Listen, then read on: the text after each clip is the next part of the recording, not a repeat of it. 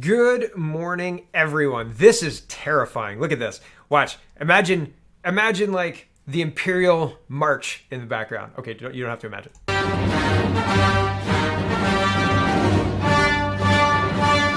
The robotics company did this as an advertisement.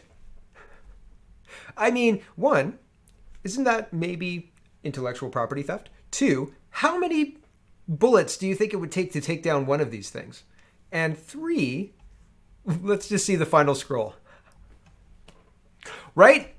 I told you, terrifying, isn't it? Oh my goodness. Okay, we've got a mishmash set of stories before we get into the budget.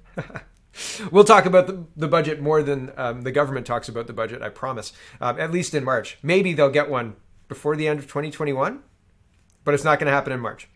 James Lindsay says the 10 stages of genocide, according to Genocide Watch, presented without comment. 1. Classification. People are divided into us and them. 2. Symbolization. People are forced to identify themselves. Discrimination. People begin to face systemic discrimination or systematic discrimination. Dehumanization. Number 4. People equated with animals, vermin, or disease. 5. Organization. The government creates special groups, police, military, bylaw officers, whatever, to enforce the policies. 6. Polarization. The government broadcasts propaganda to turn the populace against the group. 7. Preparation. Official action to remove, relocate people begins. 8. Persecution. Beginning of murders, theft of property, trial, massacres. 9. Extermination. Wholesale elimination of the group. It is extermination and not murder because the people are not considered human. They're tied to filth and disease, right? You want to burn it only because you want to rid yourself of it. You want to get rid of the disease. It's not like a hatred thing. It's a purification thing. Okay. Anyway, number 10, denial. The government denies that it has committed any crime. We didn't do anything wrong. We helped. We got rid of the disease. That's the mentality. Okay. 10 stages of genocide. I mean, without comment, right? Who knows why I mentioned that? Okay. Jody Wilson-Raybould is going to publish a memoir. I think it's a bit late. Katie Telford said she would call up newspapers and get op-eds to support the giving of the DPA to SNC-Lavalin. This is bigger than $16 orange juice. I'll write your forward, Miss Raybould. Or Miss Wilson-Raybould. No, I won't. No. But, I mean, what does it take, right?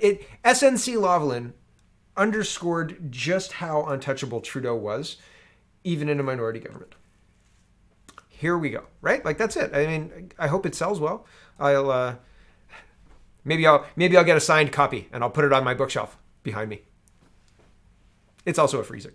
But I mean, really, I should get something like interesting rather than just random things on the shelf over there. But anyway, regardless, maybe I will get Miss Wilson-Raybould's book. I'm interested to hear what happened. I thought there was a plan. If you go back and look at my reporting, I really thought there was a plan. I thought there was something going to come of it.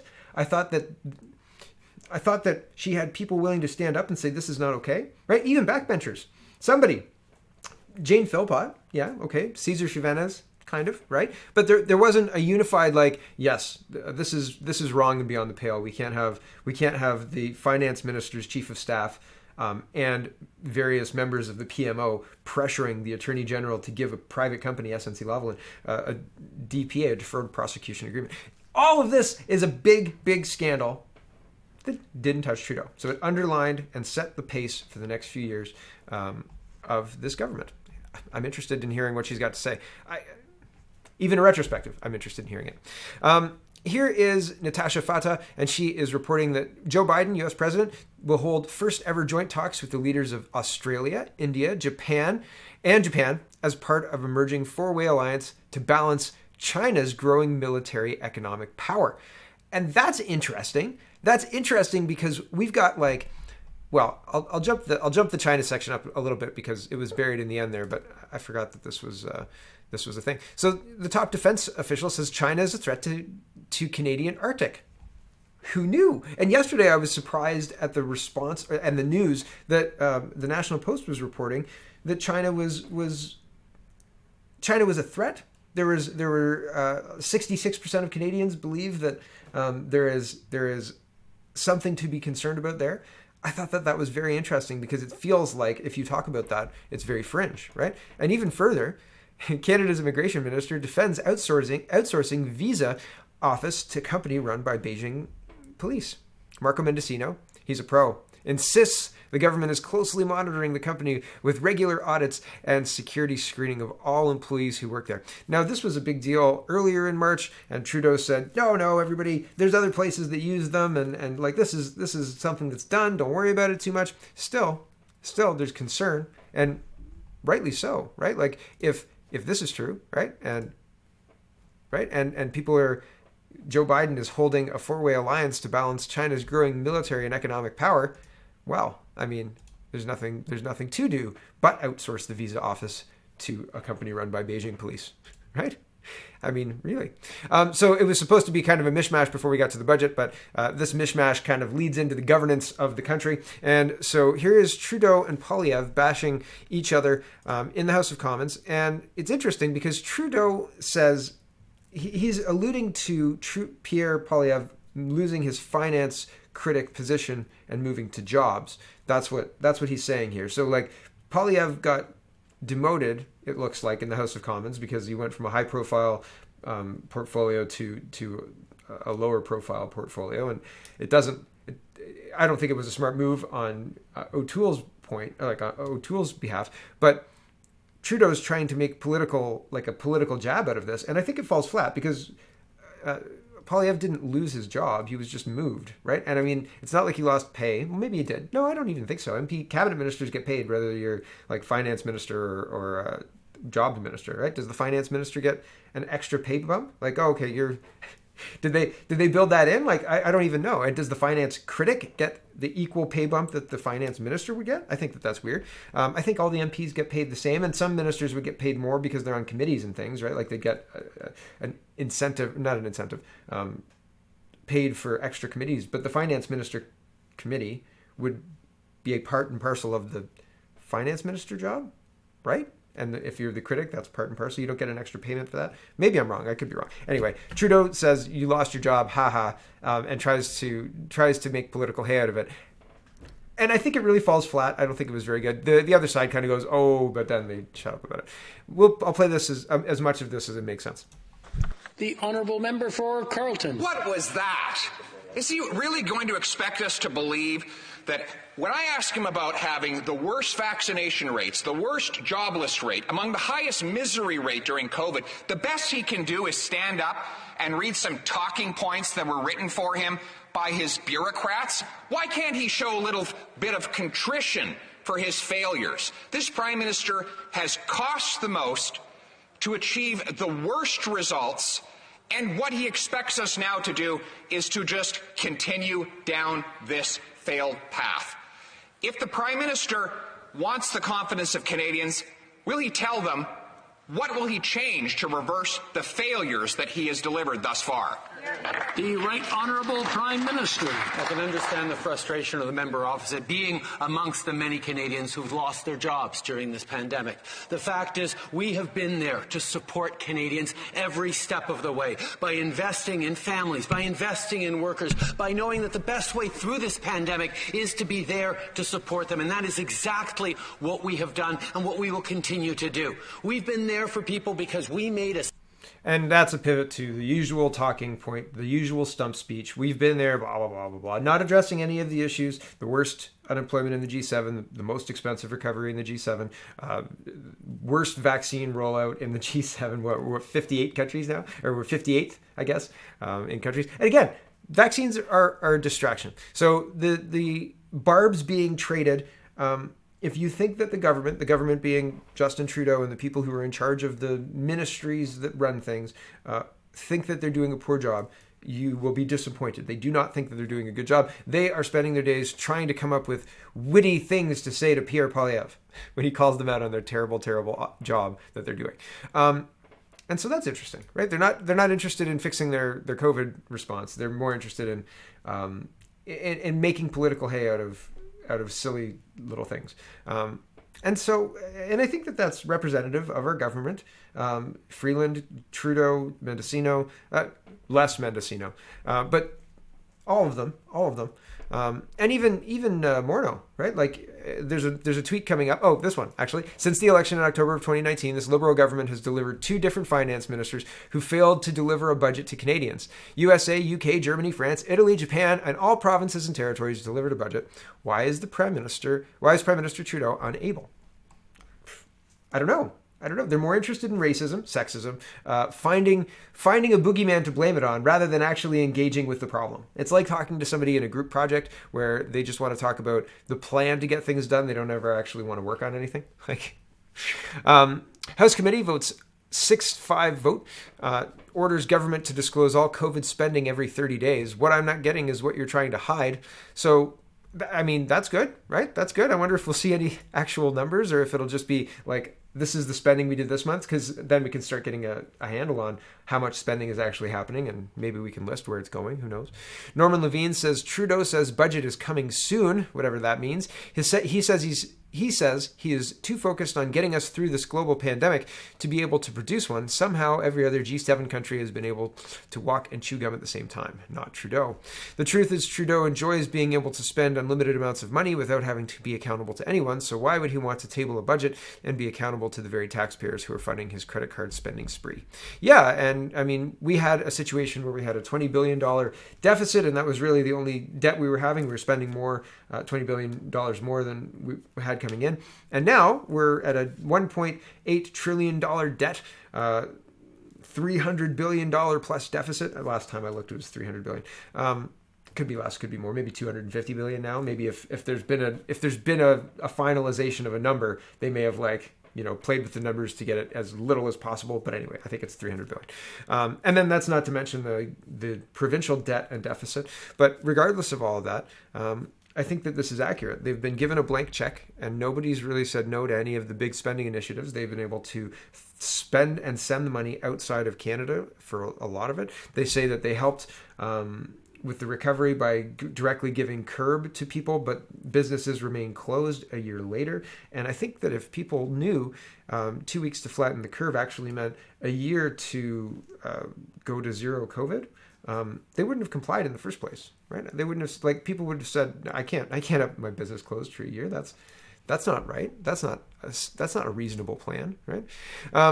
Here is the CPC's financial critic. This is funny. So Freeland, doing her best mom tone, is talking about, I believe, meeting with Dan Kelly, but I could be wrong. And they're saying, we need a package. And the finance critic says, that's cute. And all of a sudden, we're no longer talking about finances. Watch how quickly this reversal happens. Here we go. So let me echo Mr. Kelly and urge the Conservatives to stop playing partisan games and support small business with a vote. The honourable member for Abbotsford. Well, Mr. Speaker, that's really cute because I've met with Mr. Kelly 3 times in the last month. The member from Abbotsford said, "Oh, that's cute," as he was responding to her question. And I like to think that he did not mean for that comment to be sexist, although I'm sure he could appreciate how some people would consider it to be that way. That's cute. That's cute how we're no longer talking about the issue, right, of finances, businesses, and all that stuff. That's cute. That's cute.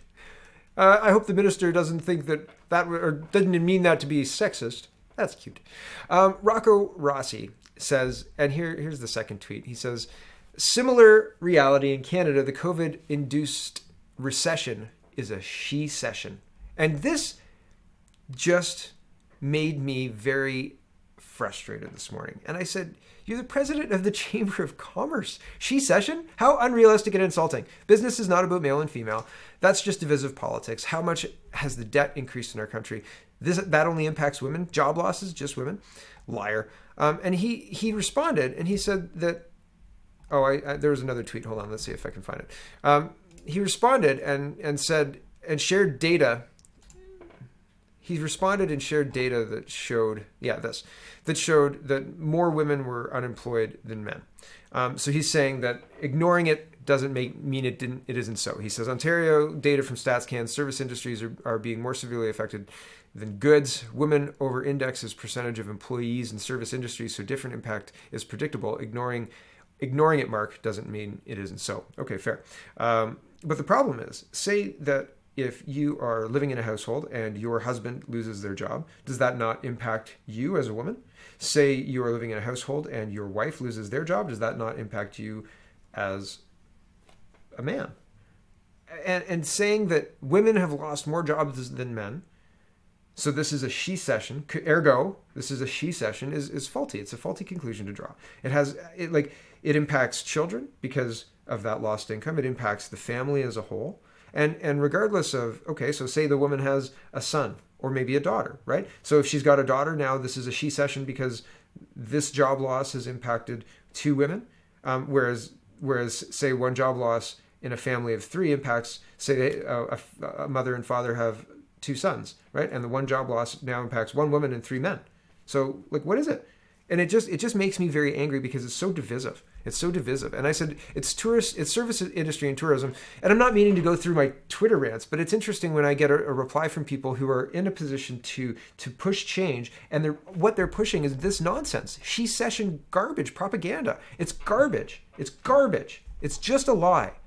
And so anyway, I said it's service industry and tourism that are being affected. Women aren't being targeted. Women are also not returning to the workforce at the same speed as men. I talked about that yesterday.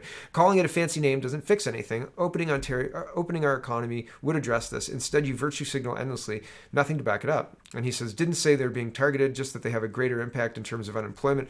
Those are simply the facts. But they're not the facts. They're a cherry-picked set of facts that conveniently make it okay for him to use the term she-cession. And I think it's irresponsible and stupid. Elizabeth May says, just voted for a bill for government to help shut down oil and gas wells.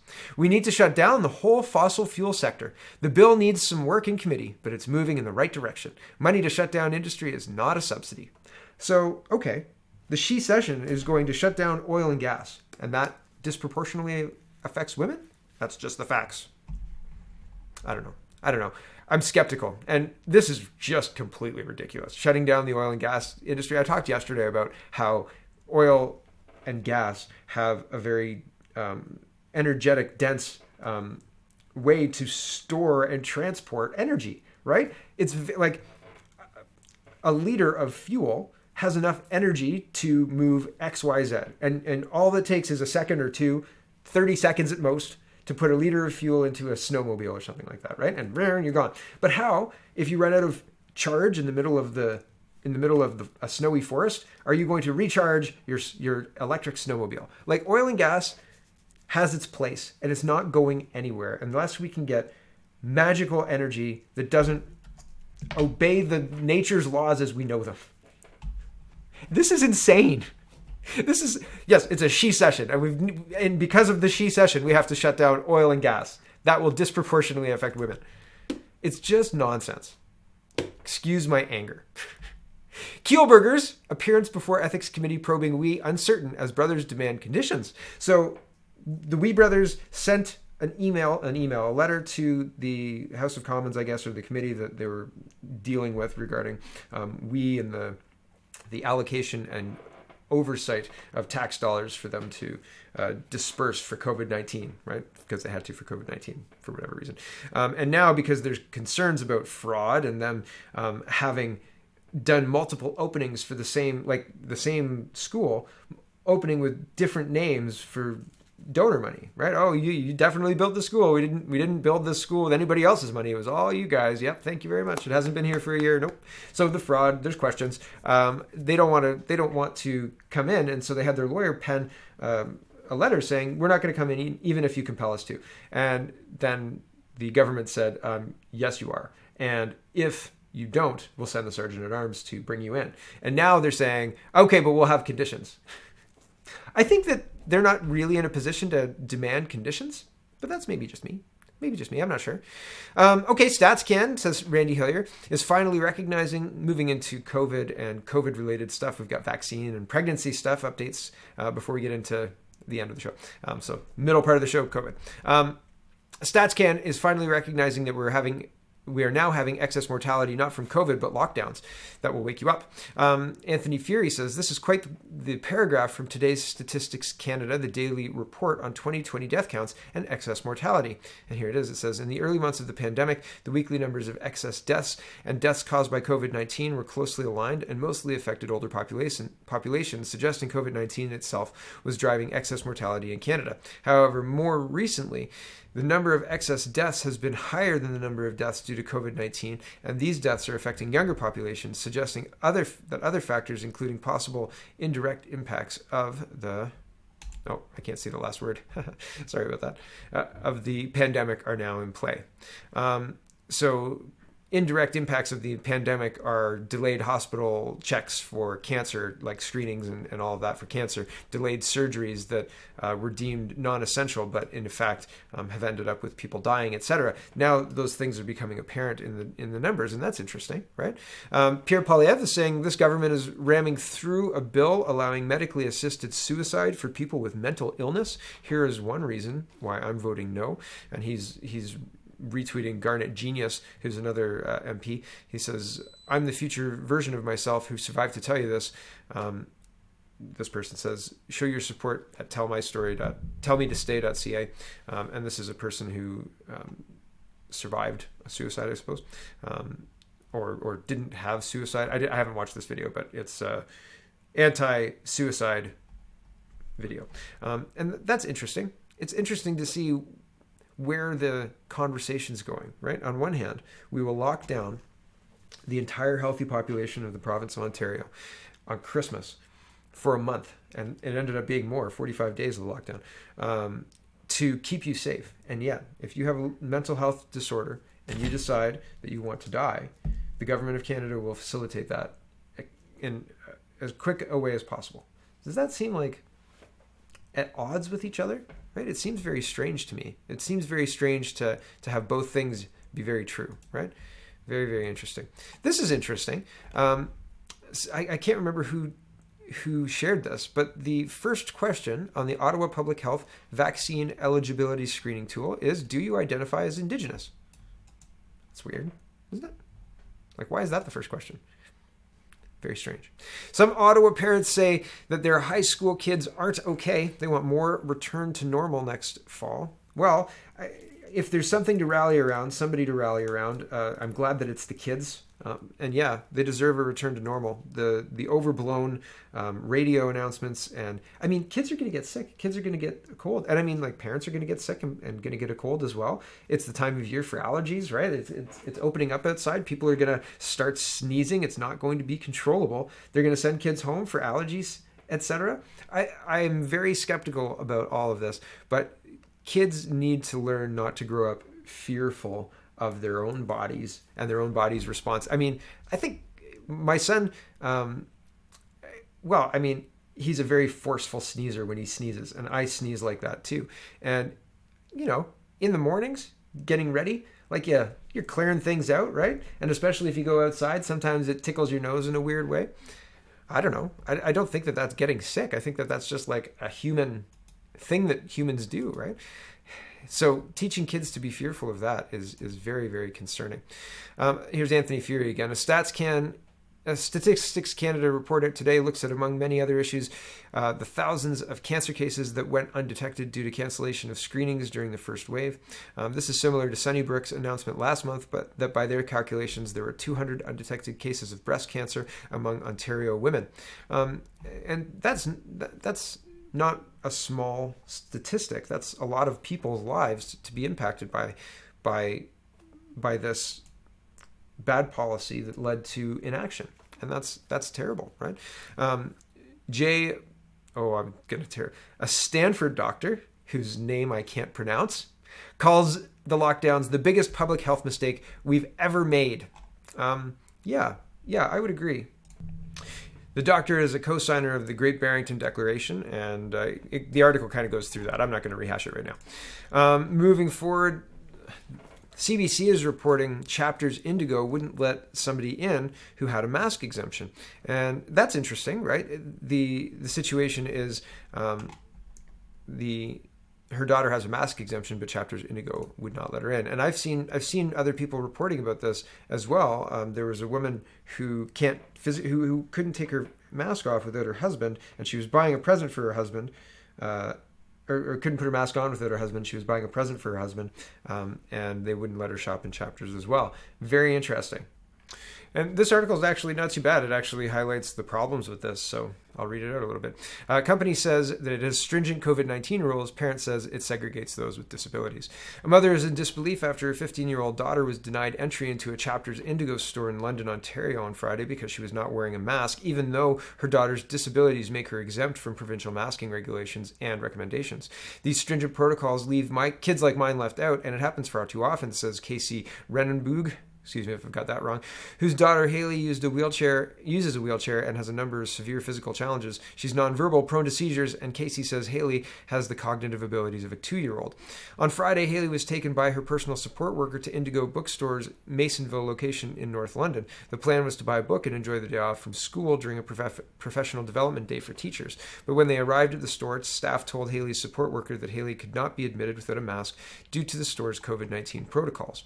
When Ontario rules require masking inside all indoor public spaces, they also include exemptions for people who have difficulty wearing a mask or taking one off and without help. The exemptions include children under 2 years old, but also people who have physical or cognitive challenges that make mask wearing difficult. Anyone provided accommodations under Ontario disability legislation and human rights code is also exempt from mask wearing. Proof of exemption not required. The provincial exemptions are listed here on the website of the Middlesex London Health Unit, and there's no requirement to provide proof of an exemption. Renenboog says her daughter's multiple disabilities mean she more than meets the criteria for an exemption. We wish she could wear a mask. Trust me, we do, said Renenberg. She rips it off, gags, and may vomit. If she keeps it on, it could elicit a seizure in her. So I think that it's interesting. They reached out to Chapters. CBC News reached out to Indigo for comment, and the company sent a statement that defended the policy. But the parent believes it isolates people with disabilities. It doesn't matter that Chapters has a policy. If the policy contravenes law, and the law states clearly that there are exemptions, then the policy is null and void. Chapters can't do this, and neither can Costco. And I hope that that decision is rendered properly. And I'm interested to see if it will be. I'm not sure. And I'm sure that there's a legal challenge. I'm sure that there's a way to challenge this legally. I'm sure that human rights tribunals would take this up, but we'll see. I don't know. Alberta's Crown Attorney drops COVID-19 tickets. All COVID-19 related tickets issued to protesters in Alberta that the JCCF has defended have been withdrawn by Crown attorneys before trial. Isn't that interesting? They don't want to actually take this stuff to trial. Why do you think that is?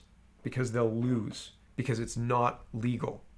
Breaking, the interim injunction for our unconstitutional challenge of the federal quarantine hotel policy will be heard on Friday, March 19th. So that's a little while away. That's longer away than I expected, but I'm glad that it'll be heard. So that's something to pay attention to. I'll be paying attention to that. Here's Milson Van Houten. He says, I suspect there's something artificial about Ontario's case numbers because they no longer match hospitalization and death trends, nor comparable trends in neighboring Quebec. Here's a thread. He says, charts demonstrating COVID seasonality. Neighboring provinces of Ontario and Quebec both peaked at virtually the same time. However, cases trending up again in Ontario, but not in Quebec. On the contrary, hospitalizations in both provinces are still trending downward in unison. Likewise, deaths are also trending downward in both provinces. Looking closely at Ontario, specifically the uptick in cases since early mid-February doesn't conform at all to the continued decline in hospitalizations and deaths. Meanwhile, in Quebec, all three metrics continue to decline. And I think that... Oh, yeah. So these are just supplemental reading if you want to go more in depth in Ontario, more in depth in Quebec. But I think that it's worth noting. Right? Very interesting what the data is showing. And the data is showing that we should probably be open. Much more open than we are. In Europe, Denmark, Austria, Estonia, Latvia, Lithuania, and Luxembourg have suspended Oxford AstraZeneca COVID vaccine. Sources say that other European countries are looking to follow suit. Here is the France 24, and it says COVID-19. Several European countries suspend AstraZeneca vaccinations over blood clot fears. That's not great. That's not great. Denmark suspends rollout of Oxford AstraZeneca. This is Politico International. AstraZeneca vaccine following cases of severe blood clots.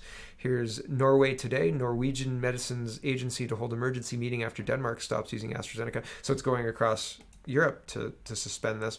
Here's City TV doing a year retrospective. A year later, the World Health Organization is still struggling to keep on top of the evolving science of COVID-19 and help get vaccines where they're needed most.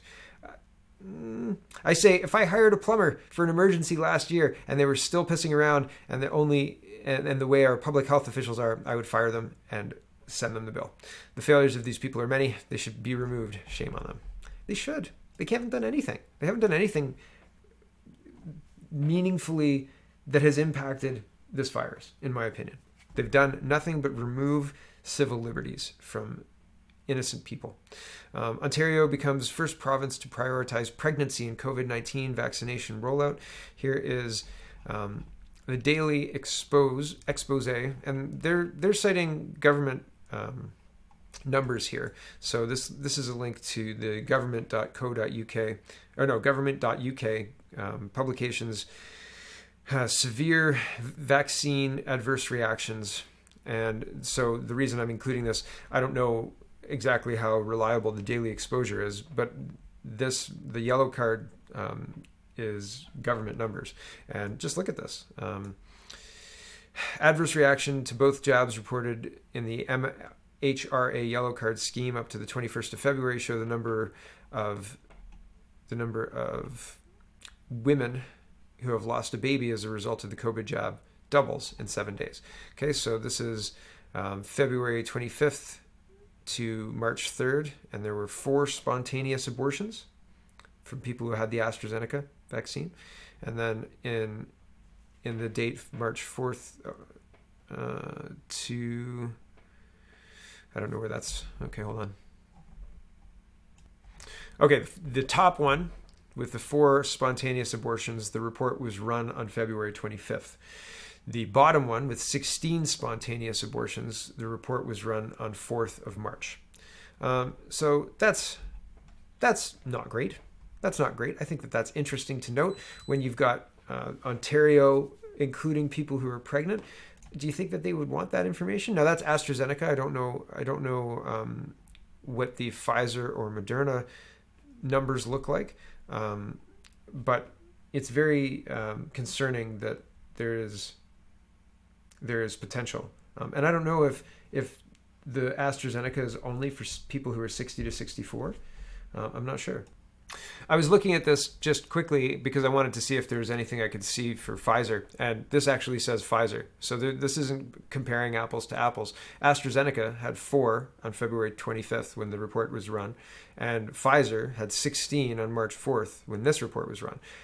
But that's not a follow-up, right? Those are just 2 different data sets. Okay, so I apologize for not being thorough with this at first. But it's worth pointing out. You can see at the top, it says Pfizer, BioNTech.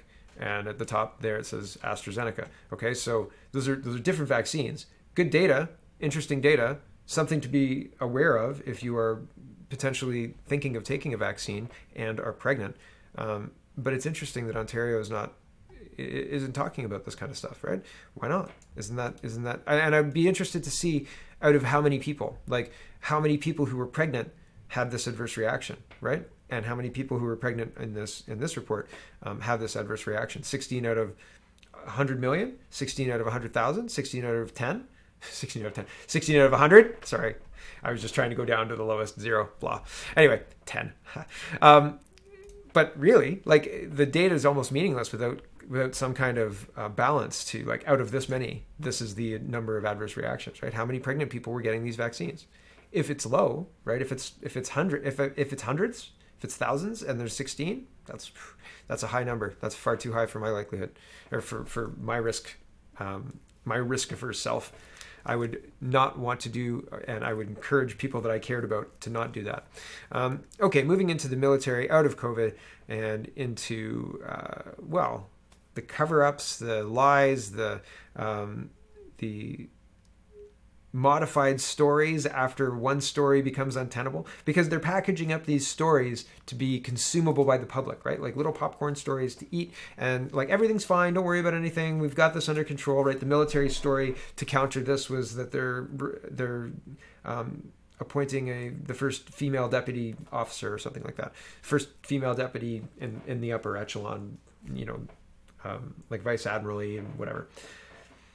I don't know if that's going to be enough to distract from what's going on, but here's Mercedes Stevenson. She says, I repeatedly asked if PMO knew of the allegations against General Vance. PMO said no, and, quote, we heard about these allegations through global reporting. Minister Sajjan refused to answer my questions as if he informed PMO on the West Block. Now the Prime Minister says the PMO did know about an allegation. This is Amanda Connolly. Prime Minister Justin Trudeau says his office knew back in 2018 that Defense Minister Harjit Sajjan had passed an allegation against General Jonathan Vance to the Privy Council office. But Trudeau says he only learned the details through recent news. So the PMO did know but didn't tell the Prime Minister. That's interesting, right? Here's Marky Walsh. She says the PM in February, quote, I first learned of allegations against General Vance in the Global News reporting. The PM today, in 2018, my office was aware of the minister's direction to the Ombudsman. So did he know in 2018? Did Trudeau hear about that and just forget? Is that acceptable, right? Oh, yeah, I did know about that. Oh, man, can you believe it? We didn't do anything. Shucks, moving on. Trudeau is parsing words just like Sajjan, who inserted the word actionable into his statements to justify why he didn't initiate an internal DND investigation after it became clear that denying any knowledge of the allegations failed. Neither is credible, and both should resign, says T. Lee Humphrey, and he's responding to the Walsh tweet I just read. Here is the Globe and Mail. Sajjan's excuses highlight his failure on sexual harassment in the military. Rex Glacier says, incompetence, lies, cover-ups while blaming everyone else for your unaccountability, the hallmarks of this Liberal government. Sajjan's excuses highlight his failure on sexual harassment in the military. And yeah, here's CBC Politics. Commanding officers interfered in sexual assault investigations, retired military police officer says. I'm not surprised. I can't say I'm shocked by these revelations, right? This one is interesting. This is moving out of Sajjan. I don't know what's going to happen with Sajjan. I don't know what's going to happen with Trudeau. It's clear that they're not telling the truth about when they knew, and now they're trying to do damage control because when they knew is becoming clear that they knew in 2018, so why didn't they act?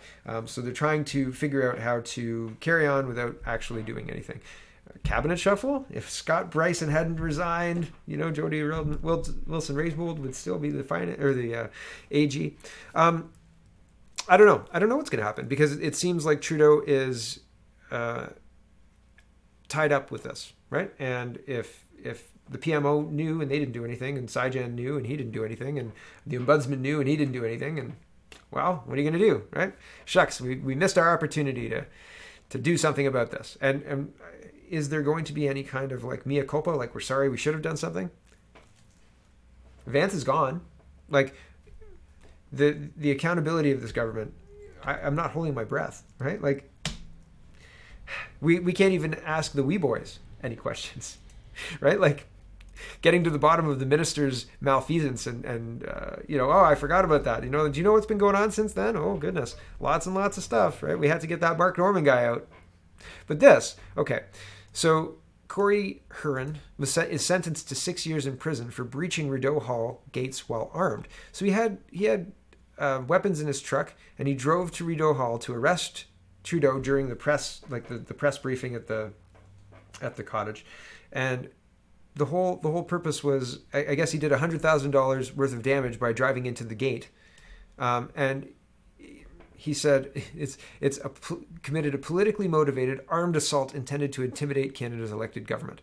So to send a message against this guy, they put him in jail for 6 years. Hearns, a 46-year-old Canadian Armed Forces reservist, pled guilty earlier this month to 7 weapons-related charges, including possessing guns for purposes dangerous to the public peace. Is that a charge? Like, you can have a charge for possessing guns that aren't good for the public peace? That's very interesting. I haven't heard that before. He told officers he wanted to make a statement to the Prime Minister by showing up during one of his daily media briefings. He said he hoped his actions would be a wake-up call and a turning point. they're throwing the book at him, right? They're using this guy as proof positive that organized people are trying to harm the government somehow by driving into a gate with guns in their car. It seems like people wanting to read into this, and this guy maybe had a bad lawyer. I don't know. Somebody who's drank the Kool-Aid. Maybe somebody who says if you play the game you get 6 years, and if you don't you get 15. I don't know. But awful. What an awful thing to do, and to have done when. And I mean, like, don't be stupid and load your car up with weapons and drive into the Prime Minister's grounds. That's not a good idea. Clearly, if you want to be heard, then do the right, like, go by the right channels and do the correct things. It costs money sometimes. You have to get lawyers to write you letters and things like that. But doing what that guy did is not the right move. But throwing the book at that guy it seems overly reactionary. It seems like we need to make an example of this guy, and the only way we can do that is by being really heavy on him. 6 years in prison, like, I don't show me something comparable, right? Like, aren't there murderers and people who have abused children 6 times being let out of Calgary prisons? I don't know about the murderers. Definitely people who've abused children being let out of prison for COVID rules, right? But we've got the pastor in prison and this guy. So it just seems like, I don't know that he's going to go to a healing lodge, right? Like, Carla Homolka, sure, healing lodge. But this guy, no way. No, Carla Homolka's free now, right? She's out. Who got the healing lodge? I can't remember the person's name. Anyway, regardless, it was inappropriate. It was.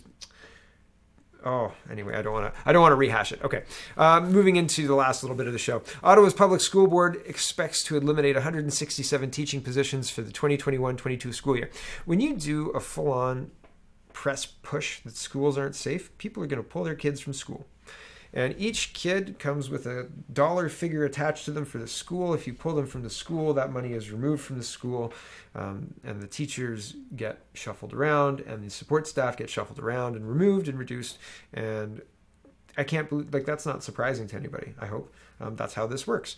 And so it's not surprising that they're going to eliminate 167 teaching positions. How many teaching positions were created in 2020 because, like, the 2020-2021 school year because of needed COVID modifications, right? Like, are we going back to normal? Is this expected to go back to normal? Are we expected now to unendingly fund these COVID restrictions? What's the rationale? Can we see some data that they work? How much COVID was in the schools, right? And like the asymptomatic testing I showed you yesterday is garnishing like less than half a percent positive rate, which is within like noise, which is in false positive range, like the margin of error. So I think that's interesting. I think that it's interesting that they're pushing and the unions are pushing, and it's not, the framing of this is not going back to normal. Yay, kids can go back to school normally.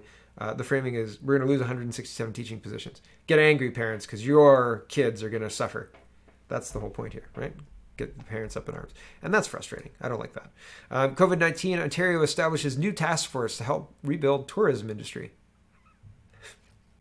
I've been trying to book Great Wolf Lodge for months. We used to go Christmas time because both my kids' birthdays are around Christmas time, and it's kind of a fun thing to do. So we do that.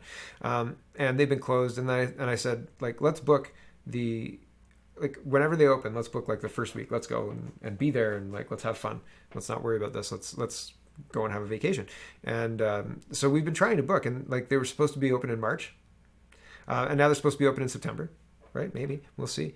But it seems like let's get a new task force together. Let's not open businesses. Let's get a task force together to deal with this She-Cession. Let's get a task force together to deal with opening tourism. You know what would deal with all of these things? Opening the economy.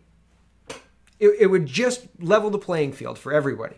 Women, men, tourists, right? Like it would address all of the issues with none of the division, and only a small group of people would be upset about it. The people who love the lockdowns and the masks and love the restrictions and power it gives them to tell other people, hey, you got to wear a mask. Don't you know there's a pandemic? Really? That's all you're going to do with your day, right? I just think that these endless task force, how much do you get paid to sit on the task force? Could I get on the task force? Is it like $60,000 a year, right? Task force meets every second week biannually, right? Like, 3 meetings before in the first 6 months, and then 4 meetings in the last 6 months of the year, $60,000. There you go.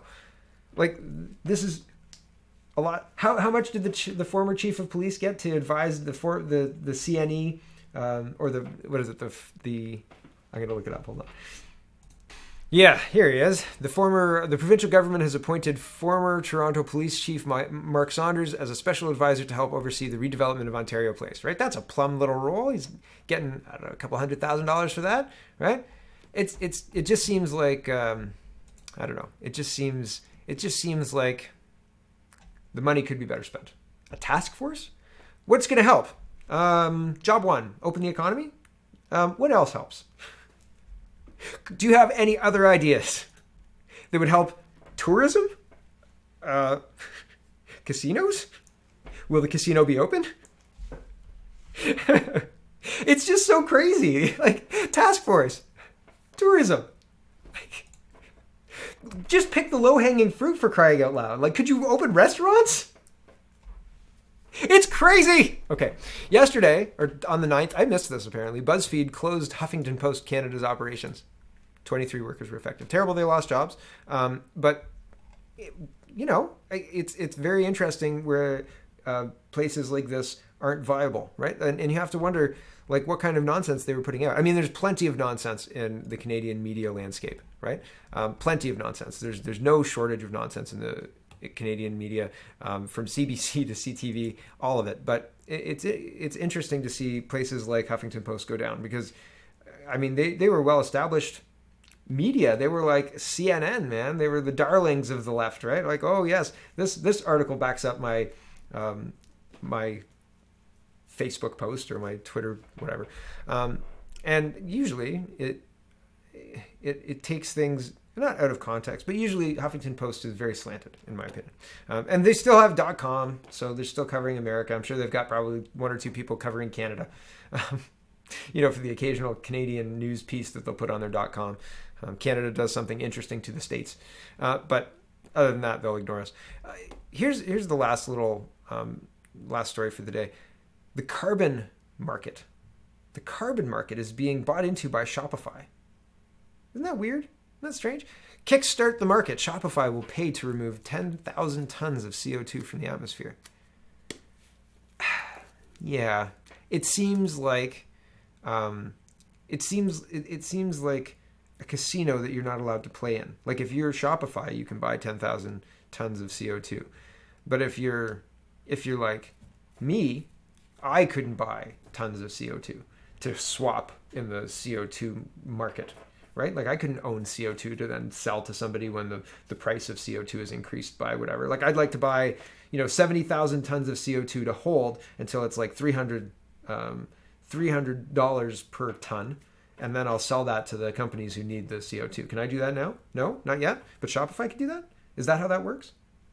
I think that's how that works. That's how I understand the market swap, right? Like, you buy credits and then you sell those credits. This is like somebody from MIT did the only people who are profiting from this are the people who are able to access this market. And everybody's pretty much excluded from this market unless you're part of a specific group of people. Governments are allowed, GMOs are allowed, Shopify, places like that are allowed. But like you and I, we can't get into this speculative market. And it is a speculative market from everything I understand. And maybe I'm wrong. Maybe I've got this completely backwards. Maybe they're just being generous people and they're buying 10,000 tons of CO2 to remove from the atmosphere. And like, that's it, full stop. But I think that they're buying this for future value. But that's maybe I'm wrong. Who knows? Maybe I'm wrong. Anyway, that's enough out of me today. Thanks for watching, everybody. Check out CanadaPoly.com. Check out CanadaReport.co. Check out SpeakingMoistly.co. And have a wonderful, wonderful day.